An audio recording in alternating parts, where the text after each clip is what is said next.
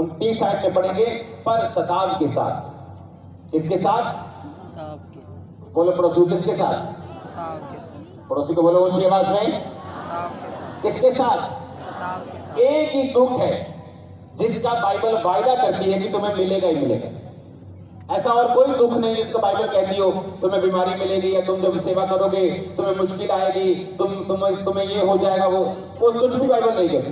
Bible एक ही चीज कहती है कि जब तुम मेरी सेवा करोगे, जब तुम मेरा नाम लोगों को बताओगे, तो तुम्हें सताव का सामना करना ही पड़ेगा। और ये निशानी होगी कि मेरा आत्मा तुम में बसता है, तुम अनाथ नहीं हो, तुम मेरी ही संतान हो। अगर मेरे साथ, परमेश्वर ने कहा, अगर हरे भरे के साथ ऐसा किया गया है तो तुम्हारे साथ ऐसा क्यों नहीं किया जाएगा? परमेश्वर ने कहा जो तुमने छोड़ दिया है, तुमने घर छोड़ दिया है, जॉब छोड़ दी है, भाई छोड़ दिया है, घर छोड़ दिया है, परिवार छोड़ दिया है, तुम्हारे सरपंच ने तुम्हें छोड़ दिया है, तुम्हारे समाज ने तुम्हें छोड़ दिया है, परमेश्वर ने कहा जो कुछ भी तुमने त्याग दिया है मेरे लिए, मैं तुम्हें 100 गुना दूंगा। अगर घर छोड़ दिया है 100 दूंगा, खेत छोड़ दिए 100 दूंगा, परिवार छोड़ दिए लाखों लोग तुम्हें दूंगा। परमेश्वर ने कहा पर अनंत जीवन भी दूंगा, पर वो सब कुछ सताव के साथ आएगा। जब आपका सताव हो यीशु मसीह के नाम के कारण, उस समय दुखी नहीं होना, उस समय निराश नहीं होना, काम कम करने का फैसला नहीं करना, बल्कि आनंद मनाना कि परमेश्वर का आत्मा तुम में बस चुका है, वो तुम्हारे अंदर है, तुम उसकी सेवा में लग चुके हो, परमेश्वर का आत्मा तुम्हारे अंदर है। ये इस बात की निशानी है कि शैतान को तुमसे दिक्कत हो रही है। ठंडे लोगों का विरोध नहीं होता, जो लोग आत्मा में मर चुके उनका विरोध नहीं होता, जो लोग रीति रिवाजों की तरह परमेश्वर को मानते हैं उनका कोई विरोध नहीं होता, वो संसार के साथ मिलकर काम करते हैं। लेकिन बाइबल कहती है तुम संसार में से चुन लिए गए हो, तुम संसार के नहीं हो, संसार में रहते हो पर संसार के नहीं हो। परमेश्वर ने तुमको संसार में से चुन लिया ताकि तुम परमेश्वर के गुणों को संसार पर प्रकट कर सको और परमेश्वर के कामों कर सको और परमेश्वर के याजक बन के परमेश्वर से बेस्ट आशीषें ले सको, पर सताव के साथ। आज के बाद ये मिनिस्ट्री एक रिजल्ट है सताव का। हालेलुया। अगर सताव ना होता तो लोगों तक सुसमाचार ना पहुंचता। जहां आपका प्रचार नहीं जा सकता वहां आप पर किया हुआ सताव चला जाता है। बाइबल ऐसा बोलती है। बोलो अपने पड़ोसी को, जहां तेरा प्रचार नहीं जाता तुझ पर किया हुआ सताव चला जाता है। आमीन। फिलिपियों 1 उसकी 12 से 18 आयत।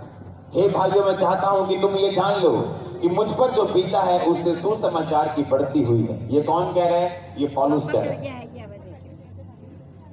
यहां तक कि कैसर के राज भवन की सारी पलटन और शेष सब लोगों में यह प्रकट हो गया है कि मैं मसीह के लिए कैद हूं और प्रभु में जो भाई हैं उनमें से अधिकांश मेरे कैद होने के कारण हियाव बांधकर परमेश्वर का वचन निधड़क सुनाने का और भी साहस करते हैं। कुछ तो डाह और झगड़े के कारण मसीह का प्रचार करते हैं और कुछ बलि इच्छा से। कई एक तो ये जानकर कि मेरे सुसमाचार में मेरे लिए मैं उत्तर देने के ठहराया गया हूं प्रचार करते हैं, और कई एक सिधाई से नहीं पर विरोध से प्रचार करते हैं। कोई तो प्रेम से प्रचार करता है, कोई विरोध से प्रचार करता है, पर कई एक तो सिधाई से नहीं परंतु विरोध से मसीह की कथा सुनाते हैं, ये सोचकर कि मेरी कैद में मेरे लिए कलेश उत्पन्न करे। तो क्या हुआ? केवल ये कि हर प्रकार से, चाहे बहाने से चाहे सच्चाई से, मसीह की कथा सुनाई जाती है और मैं इससे आनंदित हूं और आनंदित रहूंगा भी।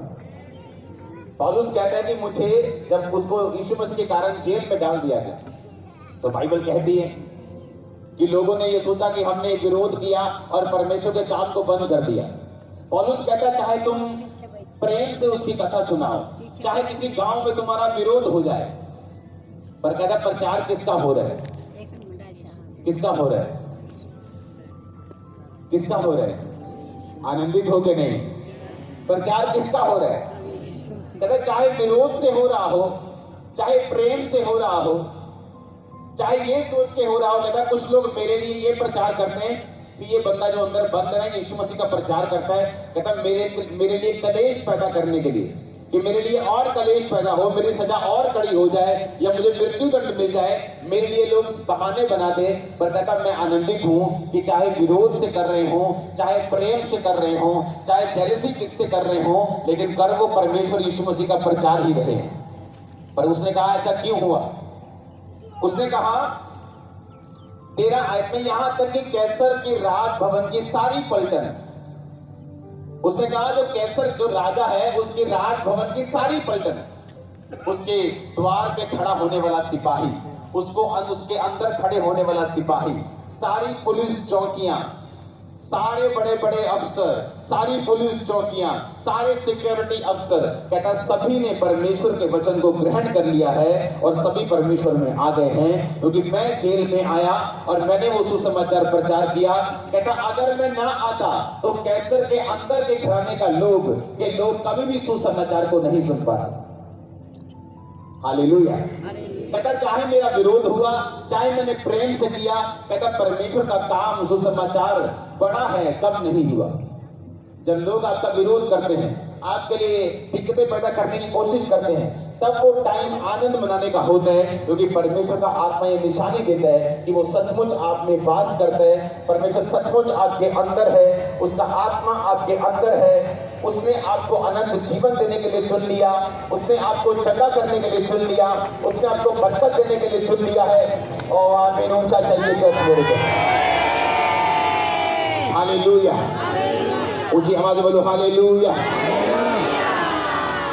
अब ये बात मेरे समझ में आ जानी चाहिए कि यीशु मसीह ने कहा अगर तुमने कुछ छोड़ दिया मैं तुम्हें 100 गुना दूंगा, क्योंकि उसका वायदा है कि अगर तुम मेरा काम करोगे, अगर तुम मेरी सेवा करोगे तो मेरा पिता तुम्हारा आदर भी करेगा, मैं तुम्हें याजक बनाऊंगा, मैं तुम्हें उत्तम से उत्तम वस्तुएं दूंगा।